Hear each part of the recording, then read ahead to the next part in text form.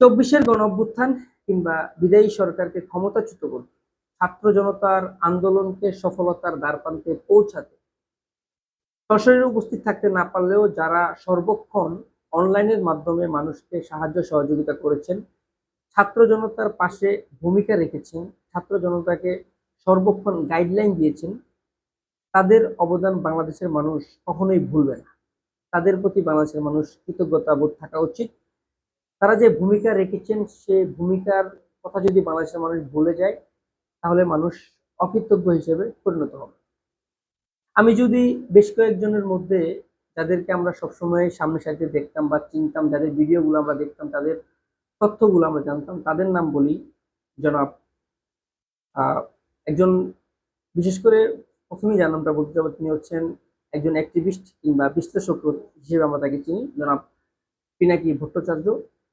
আরেকজন হচ্ছেন সিনিয়র সাংবাদিক জনাব ইলিয়াস হোসেন, সিনিয়র সাংবাদিক জনাব জুলকার নাইন সায়ের সামি ভাই, সিনিয়র সাংবাদিক জনাব নাজমুল সাকিব সাহেব, সিনিয়র সাংবাদিক জনাব কনক সারোয়ার সাহেব, সিনিয়র সাংবাদিক জনাব তসলিম খলিল সাহেব। এই যে ছয়জন ব্যক্তির কথা বললাম, তারা ছাত্র জনতার যে আন্দোলনের সফলতা তার দাবিদার। এই ছয়জন ব্যক্তি তারা অংশীদার। তাদের ভূমিকা যদি আমরা বলি, ছাত্র জনতার যারা বুক পেতে দিয়েছেন নিরস্ত্র অবস্থায়, তাদেরকে উদ্বুদ্ধ করতে, তাদেরকে যে সাহায্য সহযোগিতা করতে, তাদেরকে যে মনোবল যোগাতে এই ছয়জন ব্যক্তি সবসময় সম্মুখ সারিতে ছিল। এটাই নয়, শুধু তারা সশরীরে উপস্থিত থাকতে না পারলেও যত প্রকার সাহায্য সহযোগিতা ছিল এই ব্যক্তিবর্গরাই করেছিলেন। তথ্যের যে একটা ঘাটতি ছাত্র জনতার থাকার কথা, এই ছয়জন ব্যক্তির দ্বারা সেটা তারা পায়নি।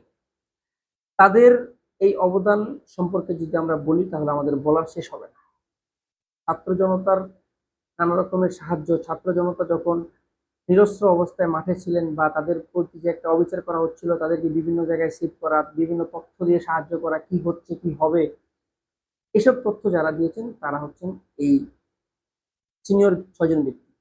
তাদের আমরা অ্যাক্টিভিস্ট হিসেবে চিনি, কিন্তু বিশেষ করে তাদের মূল পেশা হচ্ছে, পাঁচজনেরই পেশা হচ্ছে সাংবাদিকতা। যারা সিনিয়র সাংবাদিক, তাদের অনেক এপিসোড আমরা দেখি যেগুলা আমাদেরকে বিভিন্ন তথ্যের সহযোগিতা করে।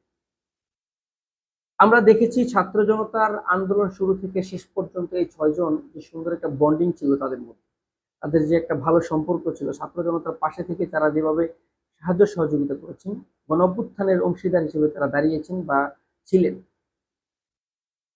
5 আগস্ট পর্যন্ত তাদের যে একটা সুন্দর সম্পর্ক, কিংবা 5 আগস্টের পরের বেশ কয়েকদিন তাদের ভালো একটা সম্পর্ক ছিল, এখন আমরা সেটা সেই অর্থে এই ছয়জনের মধ্যে দেখতে পাই না। ছয়জনের কথা বললে ভুল হবে, আমরা যদি বলি 3-4 জনের কথা।